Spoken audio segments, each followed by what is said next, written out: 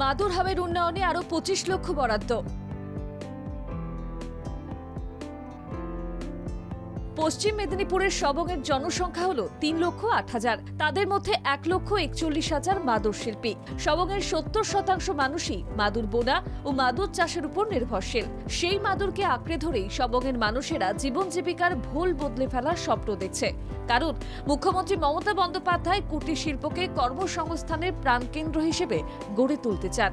সেই জন্য মাদুর হাব গড়ার কাজে এগিয়ে এসেছে প্রশাসন। রুইনানে মাদুর হাব প্রকল্পের জন্য প্রশাসনিক তৎপরতা জারি আছে। কিভাবে মাদুরের সূক্ষ্ম বুননের মাধ্যমে শৈল্পিক কারুকার্য করা যায় তার প্রশিক্ষণ দান করতে চায় প্রশাসন।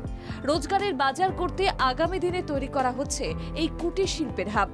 মুখ্যমন্ত্রীর নির্দেশ মতো সেই কাজ সময়ে সম্পন্ন করার গতিও এসেছে। রাজ্যের জলসম্পদ উন্নয়ন মন্ত্রী মানস রঞ্জন ভূঁইয়া মাদুর হাব তৈরির বিষয়ে বিস্তারিত তথ্য দেন। 2022 সাল থেকে মাদুর হাব তৈরির কাজে নামে রাজ্য সরকার।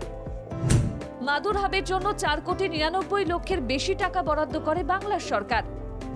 শ্রমভিত্তিক শিল্পে মহিলাদের রোজগার করতে দেওয়া হবে প্রশিক্ষণ। নতুন প্রকল্পে আরো 25 লক্ষ টাকা বরাদ্দ করল রাজ্য সরকার। বাংলার মানুষ যাতে বাংলার নিজস্ব সম্পদকে ব্যবহারের উপযোগী হয় সেই জন্য ভবিষ্যৎ পরিকল্পনাও নেওয়া হচ্ছে বলে জলসম্পদ উন্নয়ন মন্ত্রী মানস রঞ্জন ভূঁইয়া তুলে ধরেছেন। এক্সট্রা 25 লাখ টাকা আরো দিয়েছেন ম্যাডাম ওই আধুনিক যন্ত্রপাতি কিনতে। ওইখান দিয়ে ডাইভার্সিফাইড ডাইভার্সিফাইড প্রোডাক্ট তৈরি হবে। সেখানে এই যে গোডাউন থাকবে, ধরো কোনো সপ্তাহে মাদুর দাম পড়েছে,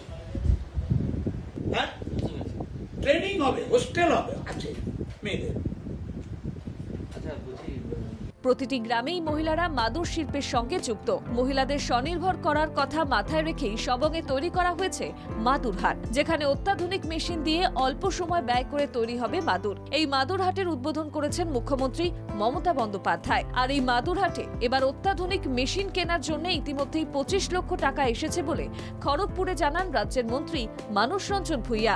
মাদুর হাট তৈরি হলে রোজগারের দুয়ার খুলে যাবে বলেই আশা স্থানীয়দের। শান্তনু পানের রিপোর্ট, বাংলা জাগো।